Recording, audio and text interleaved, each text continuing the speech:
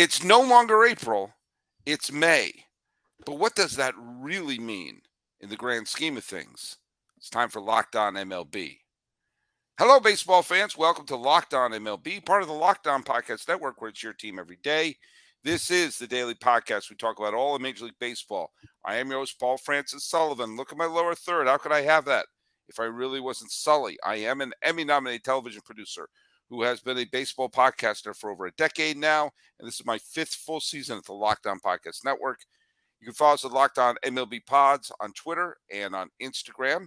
And I'm your pal Sully. I'm at Sully Baseball on Twitter, Sully Baseball Podcast on Instagram. And before I shoot it over to my co-host for the day, I will remind you to download the GameTime app, create an account, and use code LOCKEDONMLB for 20% off your first purchase of GameTime. And it is game time for this guy right here. What is your name and why are you co-hosting today? Well, I don't know why I'm co-hosting. They just tell me to hop on every Monday with Sully Baseball. I'm like, sure, I'm going to be there. Miller Thomas, host of the Locked on Diamondbacks podcast. You catch me on Twitter. Follow me there at CreatorThomas24 for my personal account. Look up Locked on Diamondbacks both Twitter, Instagram for the podcast handle. And of course, please hit subscribe on the Locked on Diamondbacks YouTube channel. Well, look at it's May. It's May, and you know, I Yep. don't mean to sound condescending to you, my buddy, Uh-oh. but if I told you when we were starting this season that in May, when we started May, the Diamondbacks would have a share of first place, Ooh. I think you would have taken that. You would have said, "All right, I would take that," right? Oh, yeah, I definitely would have signed up for that. I mean, I always try to keep my expectations low coming to the D-back season and finishing the month of April, heading into May. First place in the division. I'm not trying to get too ahead of myself, but god damn, it feels good, Sully. Well, look, we're even getting a explicit rating here, and you know, look at we are full disclosure. We're Darn good. recording this before the Phillies Dodgers game on Monday, so we don't know if the Dodgers won that Gonsolin up against Walker. If the Dodgers won that game, then they're half a game up. If the Dodgers lost that, they're half a game back. But that's not what we were thinking was going to happen when we were talking about the beginning of this season. Now the D-backs are going to be playing another surprise team. They're going to be playing the Texas Rangers on Tuesday. Yeah, they're hot. But here's the big thing, and for casual baseball fans and people who are not necessarily D-backs fans who are listening to the show here, Zac Gallen is pitching for the Diamondbacks on Tuesday. He's going up What's against his name, Sully? Say it Zac one more time. Zac Gallen. Oh, God, Sully. Am I saying it? Gallen. Is it? Am I okay? Do you know what? I get it wrong every time, and I keep thinking I'm saying it right. Zac Gallen. You always default to the Galen. I'm like, it I makes me know, think of my and I'll tell you why. I'll tell you why. My shop teacher in middle school was named Galen Green. Okay. And it was spelled the same as Zac Gallen, exact same spelling. And I made a keychain and a plexiglass napkin holder in shop. My mom still has the keychain I made for her back in 1984 in Galen Green's shop class from Weston Middle School in Weston, Massachusetts. So when I see Gallen, like here's my friend Millard. How do you spell it? Millard. That's Millard. It's Miller. I've gone called Millard. It's Millard. All right. Well, whatever. I didn't think I'd. Welcome to Locked On Shop. Locked On Spelling Bee over here. Zac Gallen. There we go. Doesn't feel right. Whew, Gallen. Gallen. Well, I'll tell you what doesn't feel right is being a batter facing Zac Gallen because he's been unbelievable this year. Mm-hmm. And who would have thought at the beginning of the year that D-backs Rangers might be a World Series preview? Yeah, I mean, that might be going a little too far. I would love to see it, but Zac Gallen, I mean, he had the streak last year of like 44 and a third straight innings, scoreless innings pitched, no earned runs over that time. And he's doing it again. Sully Baseball, last 28 innings pitched for Zac Gallen. No earned runs. He allowed 9 earned runs in his first two starts. Hasn't allowed any since. And during that time, I think he has 44 strikeouts. So 1 walk. Gallen has been locked in. And of course, as the biased D-backs host I am, he was my preseason pick for the Cy Young Award. And he's looking to be tracking as it currently stands heading into the month of May. Well, I mean, I don't think I thought the D-backs were going to be okay this year. I didn't think they were going to be Mhm. great, but Solid, I think I remember I thought they were going to be feisty. um like I thought they were going to be a pain in the neck. Yeah, feisty. And yeah, and that's exactly what they've been. And Mhm. Zach, I Uh-huh. have his baseball reference, baseballreference.com, the single greatest website in the history of the planet Earth. I have his page up right here. A lot of black. And it turns out you're right. It's Zac Gallen. Oh, I did yeah. not. I had to double check there. Uh, uh, New Jersey native, by the way. That's right. Uh, Went to UNC Chapel Hill. Most people forget the fact that this is he. Let's say he is a top 10 Cy Young finisher. Okay, Let's which say. with the start he's on right now, leading Yeah. the league is 51 strikeouts and 37 2/3 innings. Only 5 walks to his 51 strikeouts. His ERA, how many did he let up that first game? He He let like up 9 earned runs his first nine 2 earned starts. runs, and since then he's 0. allowed 1 unearned run. Yeah, that's it. That's It's it. been insane. Yeah, and his ERA is 2.15, and has the best strikeout to walk ratio. More than 10 strikeouts per walk. I mean, holy Toledo. If he keeps this up, clearly he's going to be, if not a Cy Young winner, then certainly a finalist, right? Yeah, and If I that think he happens, mhm. then this would be the 3rd year out of the last 4 that he would have been a top 10 Cy Young finisher. Is there a more anonymous, legit ace right now than Zac Gallen? For most people, look at I follow baseball as pretty closely as anyone you'll meet. I was pronouncing his name like a damn shop teacher. Yeah, I think he could still be the most under the radar pitcher in baseball just because if you look at his year by year stats for Zac Gallen, like he's been doing this since day one. Because as a Yeah. rookie, he did set the major league record for most consecutive starts of allowing 2 earned runs or fewer, which was like 24 straight starts. So he's been doing this since day one. And you go by year ERA, like rookie season 2.81, the 2020 shortened season 2.75. 2021 was really down for him, a 4.3 ERA. Then last season, elite, came storming back, 2.54 ERA, fifth in Cy Young voting, finished ninth in Cy Young voting in 2020. Then this year, 2023, over the last 4 starts, he's looked phenomenal. Then he's got the 44 strikeouts to 1 walk. He has at least 11 strikeouts in 3 of his last 4 starts, and he's doing it against teams like the San Diego Padres, where you got dudes like Soto in the lineup. Fernando Tatis was back in the lineup for that start. And it's like, it doesn't matter who Zac Gallen is facing right now. He's mowing them down. But the biggest question right now for the D-backs rotation, they have not announced the next starter after Zac Gallen in this series for game 2 against the Texas Rangers. And some people are speculating at the time we were recording this Sully Baseball that the D-backs top pitching prospect, Brandon Pfaadt, could be called up for Wednesday's start, and that could just add to the level of intrigue and potential for the rest of this D-back season. Now, let me just say this is a little thing called horizontal marketing. I'm Okay. trying to get you excited about an upcoming segment. And if you're a St. Louis Cardinal fan, you may want to look away because we're going to kick you while you're down a little bit. Oh man. But I do want to bring up that let's just say let's project something here. Mm-hmm. If Zach Gallen Yes. wins the Cy Young Award this year, okay, Mm-hmm. and that's on the table. If he wins the Cy Young Award, then the St. Louis Cardinals will have to come to grips with the fact that their team made one of the worst trades in the history of baseball. They acquired, let's be kind and call him problematic outfielder Marcell Ozuna. Okay. Okay. They traded away Zac Gallen in the Ozuna trade. There were 3 other players involved in the trade.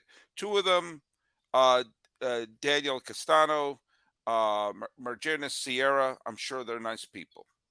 Do you know who the other player involved in that trade was?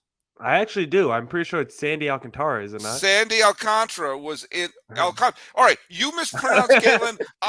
You mispronounce Alcantara. I'll mispronounce Galen. We're even. All right, we're Um, good. Is it not Alcantara? Is it it's Alcantara? Alcantara. Okay, never mind. You got So me. I'm exposed. if if Gallen, I almost said Mhm. Galen again. If Yeah, Gallen wins the Cy Young Award, got you on your then the toes. Cardinals would have traded two future Cy Young Award winners for Marcell Ozuna. And now the Marlins traded Gallen for Jazz Chisholm, Yeah, which which is a good deal. I think that's a trade that helped both teams. The You know, best it's kind one of for like one Pablo probably Lopez. The Pablo Luis Lopez for Luis yeah, Arias. to the Luis Ariz trade. I almost said Alcantara. But imagine, Cardinal fans, you're in a situation when you look up and you say, "Oh, yeah, we traded away two Cy Young Award winners. You've already traded away one winner and one regular contender." I mean, imagine the Cardinals if they had Alcantara and Gallen in their rotation right now. Yeah. I think they'd be off to a slightly better start than they are right now. And Cardinal fans, you may want to look away or stick around and listen and take the beating. But we are going to talk a little bit about the Cardinals, their start, and it's also going to bleed in a little bit to what a start like this really means. But I think we got some real serious questions to ask about the St. Louis Cardinals and going forward. But hey, Cardinal Hey, fans, you're good fans. You always buy tickets, and sometimes tickets are hard to come by. So if that's the case, may I recommend, banner please, Game Time. By the way, I use Game Time. Do you know that? I use Game Time because I bought tickets for the final, assuming it's the final Oakland A's game. I'm going to be there now. Now there's talk about maybe there'll be a reprieve from the governor. I don't know. Either way, I'm going to be there September 24th, and I use Game Time to get my tickets. But you know what? You don't always have to plan that far ahead.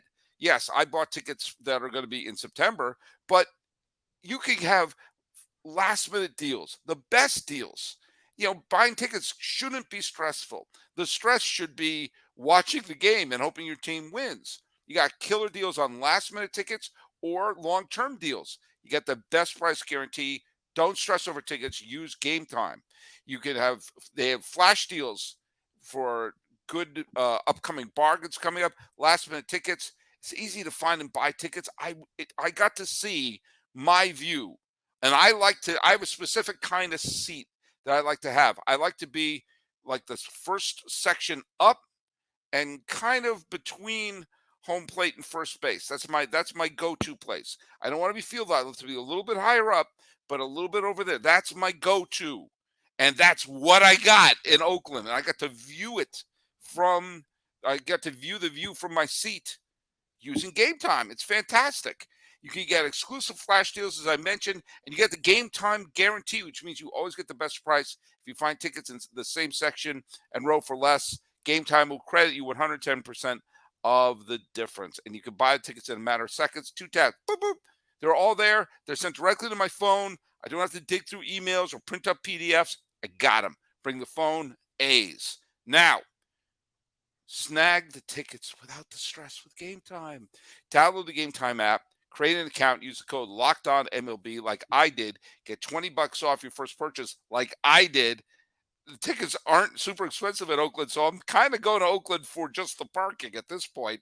Terms apply. Create an account and redeem the code Locked On MLB for $20 off. Download Game Time today. Last minute tickets at lowest price guaranteed.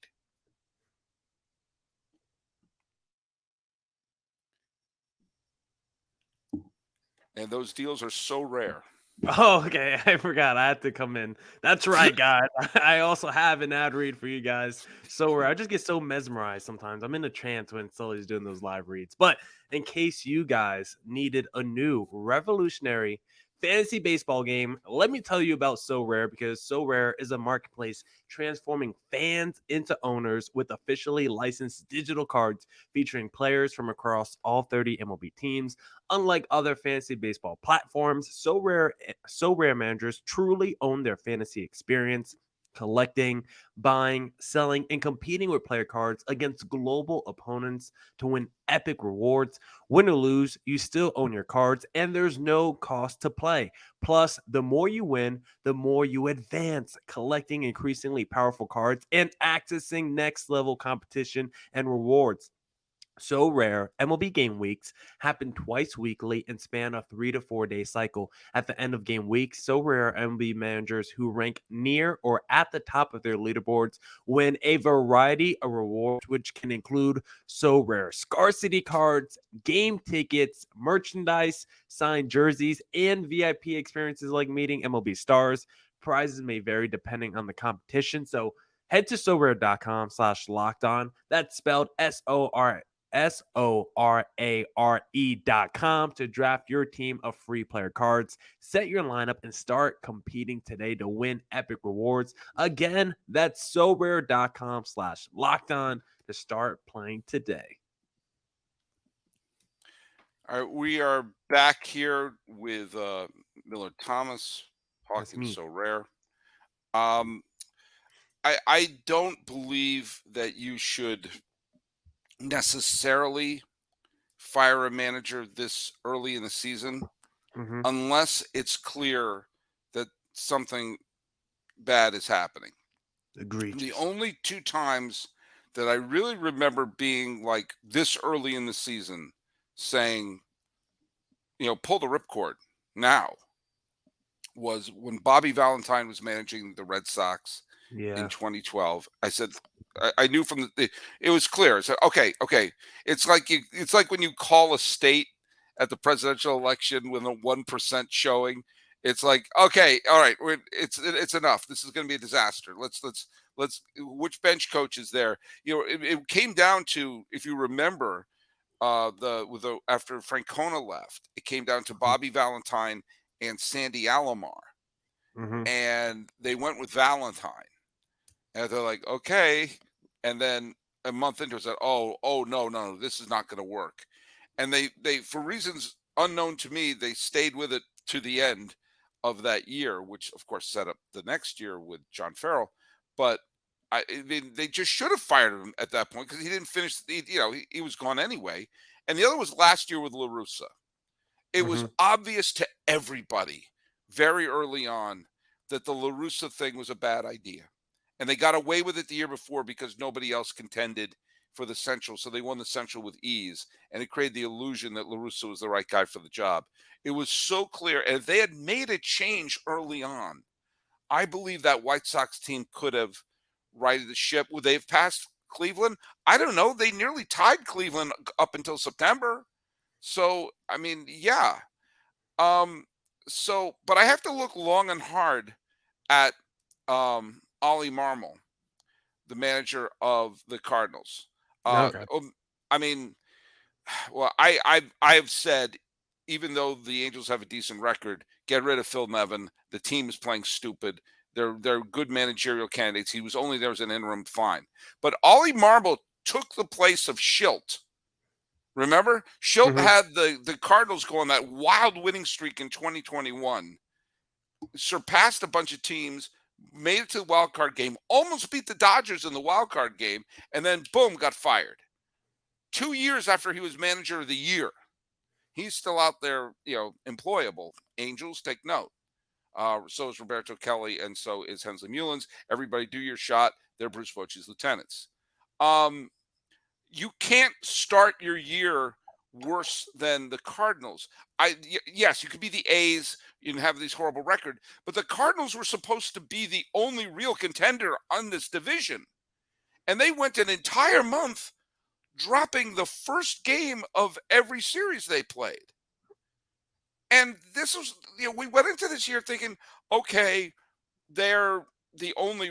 I mean, maybe the Brewers can contend, but every other team is in a rebuilding. And the Cards are going to run away with this division. And yeah, there's a lot, and we'll get it. We'll talk about that. There's a lot of time to go through this, but I'm looking at this team, and something is not making sense to me. I mean, Goldschmidt's still a good player. Some of Mm-hmm. these players are still fine players on them. Jordan Montgomery and Flaherty are pitching well. Michaelis had a couple of good games. I don't understand what's happening. And this is a team that's designed to win now. And th- I'm wondering if, if they have a bad May, it might be time to pull the ripcord. Yeah, it's been so weird for that team in that division this season because the Cardinals, like you were saying, come into the year. I was like, okay, it's the Cardinals' division to lose, and everyone else in that division I'm kind of writing off. But now you're looking at it, entering May, you're like, the Pirates are like one of the hottest teams in baseball. The Brewers have been consistently good. The Chicago Cubs have been sneaky. And it's like, where are the St. Louis Cardinals in the standings of that division? Oh, they're near the bottom. And it's like, why is that happening? They are the bottom. They They are the are the bottom. bottom. Yeah. And it's like, is that all on the manager? Is there players' faults? Is it the front office? I think it's a combination of everything. And right now, you just like look up and down the team. It's like, I don't know. How much can I blame the manager for Nolan Arenado batting 230 with a 603 OPS? Like Jordan Walker started off pretty hot as a rookie, but they've already sent him down to the minor leagues, which I don't think was a great, I don't know if that was a great move. And then you look at that rotation, a guy like Miles Mikolas, who was really good for that team last year, has not been that good for the Cardinals this season. Adam Wright has yet to make his debut. The bullpen doesn't seem as strong. So it's like a lot of the things that were working for the Cardinals last season just hasn't seemed to carry over this year. And it's like, I don't know how much I could put on the manager for that. I don't know how much is just the construction of the team through the front office, how much I just put on blame, put blame on players for not living up to the contracts. But it seems to be a combination of all three. And I couldn't help but have a thought the other day while I was in the bathroom, Sully Baseball. I was like, man, what if Paul Goldschmidt was on this Arizona Diamondbacks team right now? Where would the D-backs be in the standings? I had a little thought, but for the Cardinals,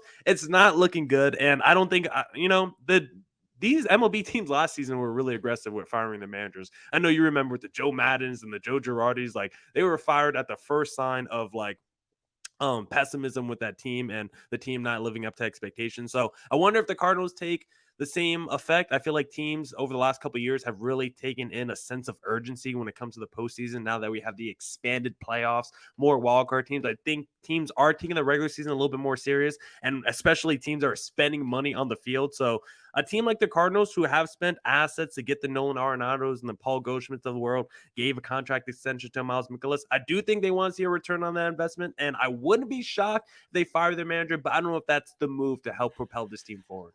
Well, and a lot of it comes down to John Mozeliak, Mhm. who's in charge of the team. Is his I think he's president of baseball.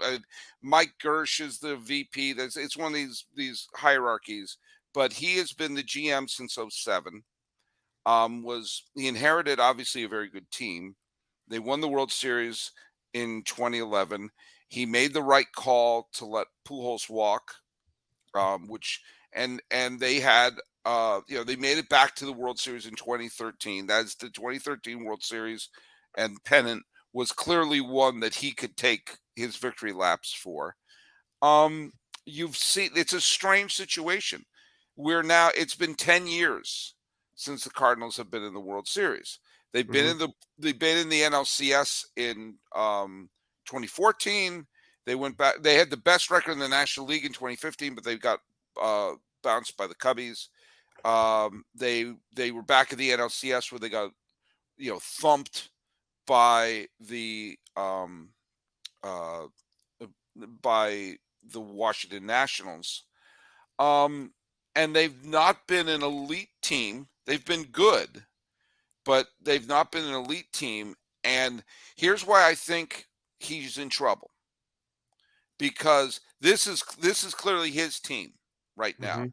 He's traded away assets, including a Cy Young Award winner and a potential other Cy Young Award winner, to build a win now team. He's traded away assets to get Arenado. He's traded away assets to get uh, Goldschmidt, and he's seeing Alcantara, Arozarena, Gallen being flourishing on other teams, and this was a commuter lane to a playoff spot this year. And he also was the one who fired the manager of the year coming off of a wild winning streak. If that was basically Ollie Marmol was his guy, that was his call. Mhm. So look at he's had a wonderful career, and if they turn Mozeliak, if they wound up turning it around and winning the World Series this year, He's been executive of the year enough times that you may be able to whisper, is he a Hall of Fame? He's certainly going to be in the Cardinals Hall of Fame, which he probably will be anyway, because he was a GM for a World Series winner and another pennant winner. But he's made a bunch of calls. He's traded away superstars. Imagine a Rosarena, Alcantara, and Zac Gallen on this team. Mm-hmm. Homegrown Cardinals on this team. Instead, you've put it all in for these big stars that they have, and the Molinas and the Pujols are gone. So what's left is this is all him now. There is no Wainwright on this team right now. There is no Pujols. There is no Molina. And so there is nobody on this team. It's like the smoke is settled, and there's nobody on this team that has the Cardinal World Series glow to them. And they're playing in a division where at least 3 of the teams were in full rebuild mode this year. And they can't win a single game. They haven't won a game 1 the entire first month of the season, which is why I say it's the worst way to lose. Everyone thought the A's were going to stink. I didn't think they were going to stink this bad. But nobody, I thought they were going to be more of a pesky 70, 75 win team. Oh my God, they may lose 120. Everyone knew the Rockies were going to stink. So they're going to have worse records than the Cardinals. This team was supposed to be the gimme Of all divisions. title. And the Pirates may come to earth, the Brewers may come to earth, but you can't necessarily lose a division in the first month, and we'll go over that in the final segment. But man, oh man, if you dig yourself a deep enough hole, it's hard to climb out of that. Yeah, and I don't know if you could justify firing your front office guy right now, maybe at the end of the season, because like you said, you did hire your new manager. He only's been there a short time. So if you do tank this whole season, then it's like, okay, I could clean house with the manager and the front office, and all that makes sense. But like you detail some of the moves with the Ozunas, trading for him and trading away Randy Rosarena. But you also think about like he got Paul Goldschmidt, gave up Luke Weaver, and he gave up a whole bunch of bag of Carson Kelly. Like he was able to fleece the D-backs for Paul Goldschmidt. He was able to trade Austin Gomber in pieces for Nolan Arenado. So even though he's got some egregious trades for like the Zunas of the world, he's also traded for quite literal MVPs in Paul Goldschmidt, who has helped trade that, change that franchise. You look at the litany of young talent that they have up and down their lineup, from the Gormans, the Donovans, the Jordan Walker. So it's like, I can only put so much blame. It's like, even over the 10 years since that World Series, they're like in the low 90 wins every single season. Maybe they haven't been that tier 1 contender, but they've been in the mix every year at least. Yeah, but I mean, I'm going to throw a couple other things. You got Cardinal fans who are used to a certain level of victory, and since what's his name? Since the 2013 World Series, they've been in the NLCS twice and have won a grand total of 1 game. Mm-hmm. They lost 2014 in 5, and they got swept, and they got just 2-4 by Washington. And this is now in this decade, they haven't gone. They've not seen an NLCS. They've in the last the last 10 years, there's been no World Series after the 2013 series, and Cardinal fans are used to a certain level of championships. And when you acquire Arenado, you acquire Goldschmidt, you're not doing that because you want to be a division winner and a fringe contender. You're doing that because, okay, these are going to be our stars who are going to bring titles here. And yes, they fleeced Arizona and Colorado to get them, but it has led to a grand total of 0 pennants. And Cardinal fans, I think, are getting a little anxious. There's no way you're going to fire a GM in the middle of the year. We all know that, and that wouldn't accomplish anything. But if I were he, I would really be nervous, because I don't put this on Ollie Marmol. This is his team. This is God, why am I? This is Mozeliak's team. It's like Zac Gallen all over again. So you think this is like the NL version of like the Yankees almost with Brian Cashman, where it's like you got the one World Series a whole bunch of years ago. You got a whole bunch of teams that have been in the low 90s, mid 90s, but we haven't been able to get back to that level of success that our fans and They haven't franchise been. used to be. Yeah, I mean, it's eerily similar to Cashman. Although Cashman has done it for 10 years longer, Yeah. and it's more inexplicable. The the Cardinals have been to the World Series twice since the Yankees' last title. But I Right. digress. But it's interesting. Now, again, it's way too early to completely hit the panic button, and the the Cardinals could have a terrific May and turn it around. The Pirates Mhm. could come crashing back to earth, or something along those lines. So the fact of the matter is, there's a lot of time, and we're going to show that in the final segment.